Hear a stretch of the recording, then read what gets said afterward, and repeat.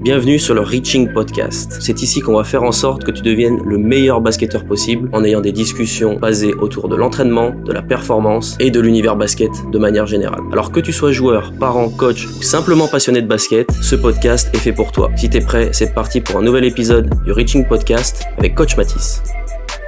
La team.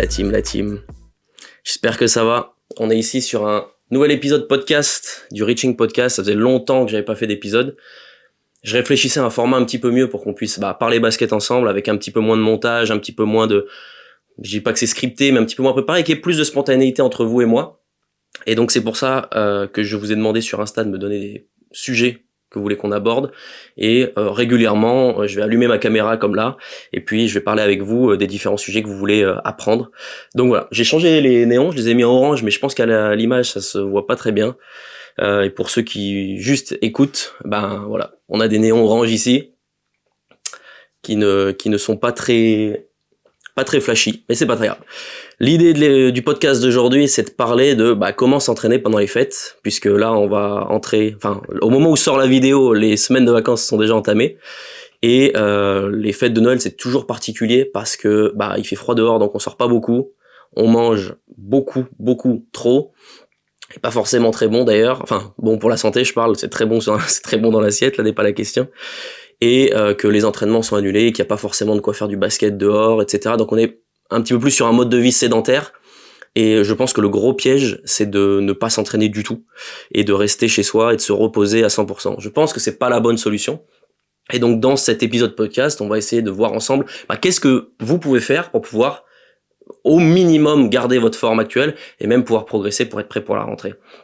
Donc on va aborder 3 points. Le premier point c'est le cardio, le deuxième c'est le physique, la musculation. Certains ont accès à des salles de muscu, d'autres non, et on va en parler. Et le troisième c'est l'aspect basket. Des fois il va peut-être neiger pendant 2 semaines, on le sait pas encore, et donc ça va être compliqué d'aller shooter. Les gymnases sont souvent fermés, on n'a pas forcément une hoop factory à côté de chez soi, ou peu importe. Donc voilà, on va aborder ça ici sur ce court épisode. Donc voilà, je suis très content de démarrer ça aujourd'hui, et j'espère que ça vous plaira et qu'on va pouvoir faire plein d'épisodes de cette manière-là. Donc, les vacances de Noël, comme je l'ai dit tout à l'heure, elles ont une particularité, c'est qu'on est assez sédentaire. Et elles arrivent presque au bon moment, parce que c'est le moment où on commence un petit peu à fatiguer pendant la saison. On s'est un petit peu entraîné l'été, on a fait potentiellement des stages de basket, on a fait les programmes de Coach Mathis par exemple, et donc on est prêt à jouer, les premiers matchs passent bien, on est en forme, et entre le travail ou les cours, le froid arrive, donc on tombe potentiellement un petit peu malade, les jours sont un peu plus courts, bref, on se retrouve dans un espèce d'engrenage où la fatigue se fait ressentir assez naturellement. Et c'est très compliqué, arriver au mois de décembre, d'être très performant. Alors je vous rassure, ça arrive à tout le monde. Il y a des petites façons de faire, peut-être qu'on parlera dans ce podcast d'ailleurs, pour pouvoir éviter de tomber sur aux États-Unis ils appellent ça le rookie wall, c'est-à-dire à partir du mois de novembre, la fatigue est extrême et donc on n'est plus forcément performant.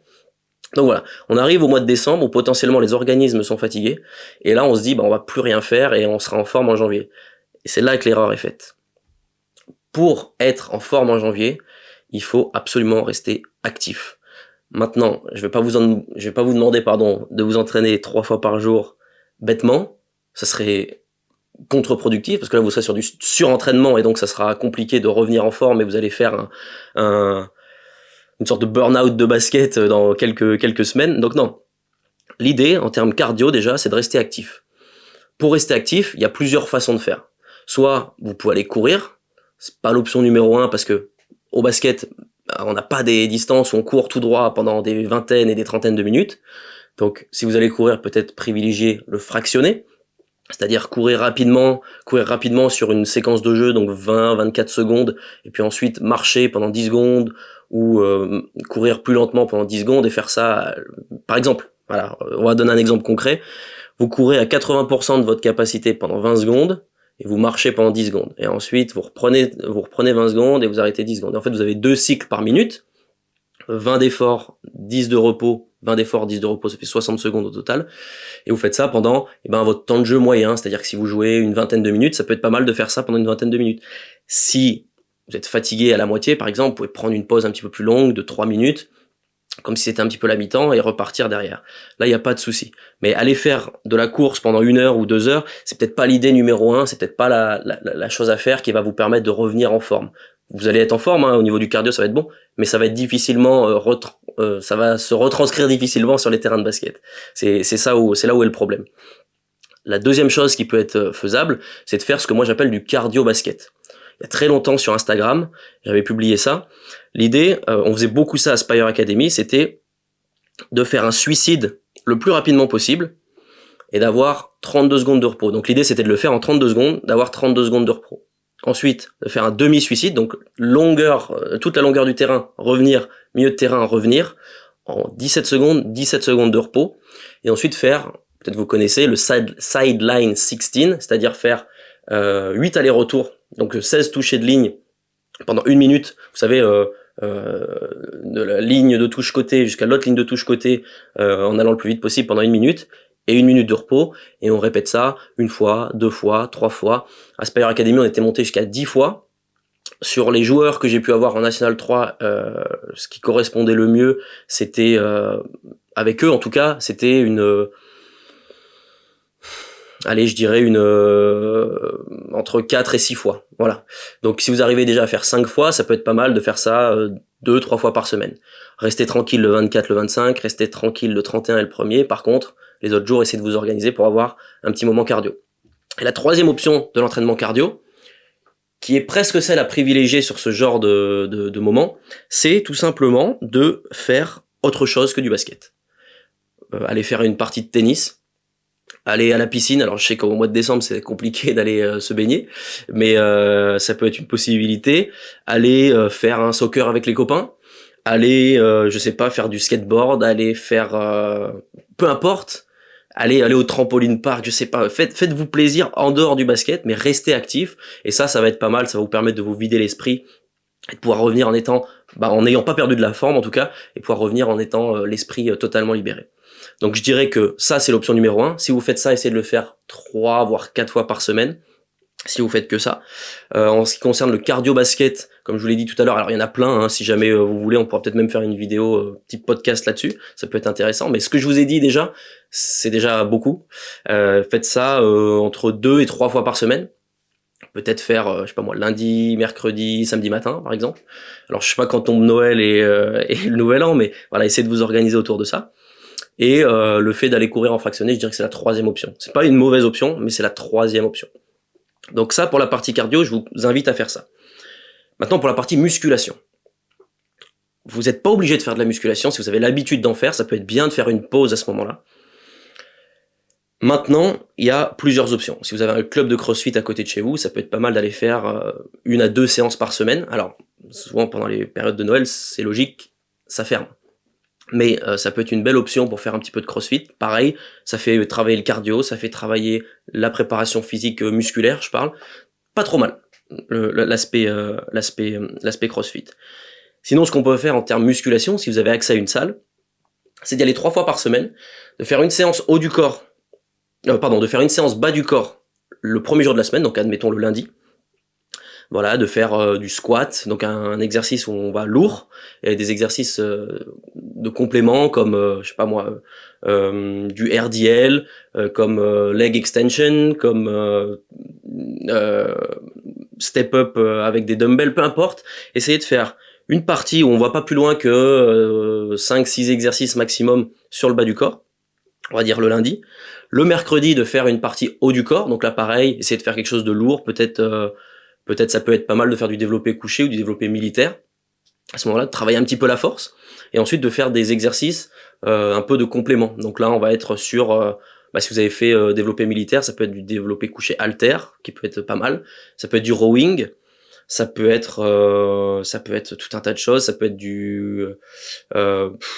il y en a tellement, je sais même pas par où aller. Ça peut être des curls si vous voulez, des triceps avec la corde, peu importe. Essayez de travailler le haut du corps. Il n'y a pas de mauvais exercice, il n'y a pas de mauvais agencement, surtout à ce moment-là. On n'a que 2 semaines, donc faut être efficace. Et essayer de faire un petit peu moins lourd, mais un petit peu plus de répétitions.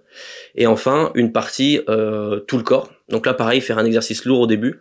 Souvent, c'est le deadlift qui est utilisé parce que on travaille un peu tout le corps. Donc le soulevé de terre, si vous parlez pas anglais, faire ça, et ensuite faire un petit peu tout le corps, donc faire un petit rappel des jambes, un petit rappel du haut du corps, ça peut être pas mal. N'oubliez pas à la fin des séances de faire les abdos bien entendu, et de pas excéder les 1h15 de séance. Voilà, 6 exercices maximum par séance, 1h15 maximum par séance, échauffement compris, et là on sera pas mal. Si vous n'avez pas accès à une salle de musculation, ce que vous pouvez faire, c'est aller au City pas loin de chez vous, alors je sais qu'il fait froid dehors, et vous pouvez faire ce qui s'appelle le military workout. Donc quand vous faites le haut du corps, c'est-à-dire que vous faites 2 pompes, 1 traction, 5 abdos. Ensuite vous reposez un petit peu. Ensuite vous faites 4 pompes, 2 tractions, 10 abdos. Et en fait voilà, vous augmentez à chaque fois de 1 unité. Une unité c'est 2 pompes, c'est 1 traction et c'est 5 abdos. Et vous essayez d'aller jusqu'à 5 tractions par exemple, ou 10 tractions si vous êtes vraiment bon. Et ensuite vous redescendez. Vous faites 18 pompes, 9 tractions et 45 abdos, donc les crunchs pour les abdos. Ça peut être intéressant. Alors pour les tractions, vous pouvez mettre un élastique, etc. Donc ça pour le haut du corps, ça peut être pas mal. Pour le bas du corps, ça peut être pas mal de faire des squats au poids de corps, des squats sautés, des step-up en essayant de sauter, en essayant d'être un peu plus dynamique parce qu'on n'a malheureusement pas de poids. Ça peut être pas mal de faire ça. Essayez de faire aussi un petit peu de corde à sauter, si vous n'avez pas forcément accès à une salle de musculation, ça fait travailler un petit peu, ça garde le dynamisme dans les jambes, ça permet aussi de garder un petit peu de cardio, donc vous faites normal sur une jambe, sur l'autre jambe, en essayant d'alterner, etc. Essayez d'être créatif là-dessus, ça peut être une autre possibilité. On a vu la partie cardio, on a vu la partie musculation, et là on va voir la partie basket. Pour la partie basket, si vous avez accès à une salle, vous me faites un entraînement, alors je ferai un épisode podcast là-dessus qui sortira dans les prochains jours sur comment designer ces entraînements quand on a 1 heure, 10 minutes, 20 minutes, peu importe, pour faire un entraînement efficace et pouvoir le préparer soi-même. Mais là, restez sur un tiers. Un tiers de dribble, un tiers de situation de match et un tiers de shoot. Quoi qu'il arrive, il faut de la répétition, il faut que ça envoie un petit peu. 1 heure, c'est pas mal, 20 minutes de dribble. Alors, dans les 20 minutes de dribble, je comprends aussi le dynamic warm-up. Voilà, donc vous faites 5 minutes d'étirement dynamique, 15 minutes de shoot, ensuite vous faites 20 minutes de, je sais pas moi, si vous êtes meneur de jeu, par exemple, un travail sur pick and roll que vous pouvez retrouver en match, ça peut être pas mal, et ensuite vous faites de la répétition au shoot. Si vous avez accès à un gymnase, ou s'il fait beau dehors éventuellement, ou si vous avez la chance d'avoir un endroit pour pouvoir shooter facilement, ça peut être pas mal de faire ça. Ou alors vous faites l'entraînement Game On, vous pouvez le faire à ce moment-là, c'est une très très bonne idée.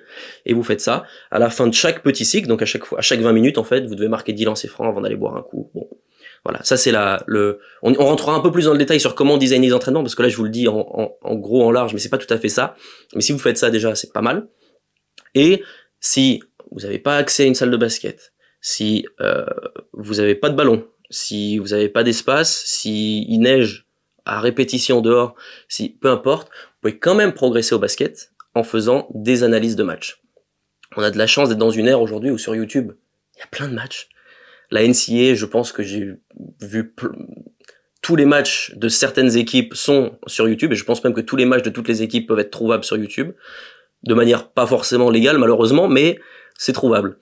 Et là, on peut regarder des joueurs qui nous ressemblent, par exemple, des joueurs de référence, essayer d'étudier, de comprendre pourquoi est-ce qu'ils font ces moves-là. Vous voyez les analyses que je fais sur ma chaîne YouTube, c'est de faire ça avec d'autres joueurs. Donc vous avez mes analyses à moi, que vous pouvez regarder, celles que je fais. S'il y a un joueur qui correspond à votre poste de jeu, vous pouvez regarder et essayer d'analyser en même temps que moi. Pour chaque joueur, je mets presque 1 heure, voire plus, de ces highlights en match pour que vous puissiez continuer à regarder et à continuer d'apprendre. Donc ça, c'est vraiment quelque chose que j'essaie de vous offrir, et j'ai réussi à avoir les droits d'Euroleague, c'est très compliqué, donc s'il vous plaît, faites des vues, parce que sinon je pense pas que je vais les perdre, non, je vais pas les perdre, mais bon, voilà, c'est pour vous que je fais ça, donc profitez-en, c'est un outil qui est assez intéressant. En regardant des matchs, vous pouvez faire ça, ou en regardant vos propres matchs. Et comme ça, vous continuez à apprendre, vous continuez à améliorer votre QI basket, même si vous pouvez pas jouer. Ça peut être pas mal aussi si vous êtes blessé. Et là, on continue à progresser. Donc on a vu le cardio, on a vu la musculation rapidement, on a vu comment travailler son basket rapidement. Et une fois que vous arrivez à faire tout ça, vous pouvez soit faire des grosses journées, une journée où vous faites muscu le matin, on fait du basket l'après-midi, tout début d'après-midi, et le soir, on fait son cardio. C'est pas la meilleure option, mais je peux comprendre, comme ça après, le lendemain, vous êtes libre à 100% avec la famille. Ou alors vous faites basket muscu la même journée et cardio la journée d'après. Ça peut être une possibilité. Ce qui compte, c'est qu'il y ait, allez, je dirais entre muscu basket, qu'il y ait au moins 2 heures, 3 heures de répit entre les deux, où vous pouvez vous reposer, regarder la télé, passer du bon temps en famille, faire vos devoirs si vous avez des devoirs, ou aller bosser, peu importe. Et entre muscu et cardio, par contre, qu'il y ait bien 7 heures de différence. Voilà. C'est les éléments principaux à retenir. Si vous arrivez à faire ça, vous allez revenir au mois de janvier en pleine forme et vous allez être prêt à pouvoir démarrer cette deuxième phase. Enfin, je sais pas si vous êtes dans la deuxième phase de votre championnat, ça c'est beaucoup comme ça, avant Noël, première phase, après deuxième phase. Mais au moins, vous allez être prêt, vous allez être frais, vous allez être en avance sur tous vos coéquipiers. Et ça va avoir une importance capitale si vous voulez faire une bonne deuxième partie de saison. Mais voilà. La priorité pour moi, c'est que vous restiez en forme en termes cardiovasculaires. Ok ? Si vous faites pas de basket, pas très grave, c'est embêtant, mais c'est pas très grave. Vous pouvez regarder du basket à la télé, comme ce que je vous ai dit, en faisant de l'analyse de joueurs. Si vous faites pas de muscu, c'est un peu embêtant parce que c'est quand même assez facile, on peut faire pas mal de choses au poids de corps. Et voilà. Et si jamais vous pouvez faire du basket, c'est bien. Si vous faites les trois, c'est bien. Ça peut peut-être faire beaucoup pour certains. Mais en tout cas, le cardio n'est pas négligeable. Si vous voulez être en forme, il faut faire une des 3 solutions de cardio que je vous ai données. J'ai donné beaucoup d'infos sur cette vidéo, sur cet épisode podcast, pardon. Donc voilà, l'idée c'est de faire ça. J'espère que cet épisode podcast il vous aura plu. J'ai pris pas mal de plaisir à le faire. C'est assez spontané, donc je kiffe pas mal. Je vais essayer d'en faire plus régulièrement. Et surtout, prenez soin de vous. Passez de bonnes fêtes de fin d'année. Je pense qu'il y aura d'autres vidéos qui vont sortir pendant les vacances. Je suis en train d'en tourner pas mal en ce moment. Mais voilà. En tout cas, dites-moi dans les commentaires si ça vous a plu. Dites-moi les prochains sujets que vous voulez que j'aborde sur cette chaîne YouTube. Dites-moi dans les commentaires, ou sur cette chaîne YouTube, mais surtout sur ces podcasts. Et je vous dis tout simplement à très vite pour une grosse année 2025 sur ma chaîne YouTube et sur mes autres réseaux sociaux. À très vite, c'était Coach Mathis. Ciao.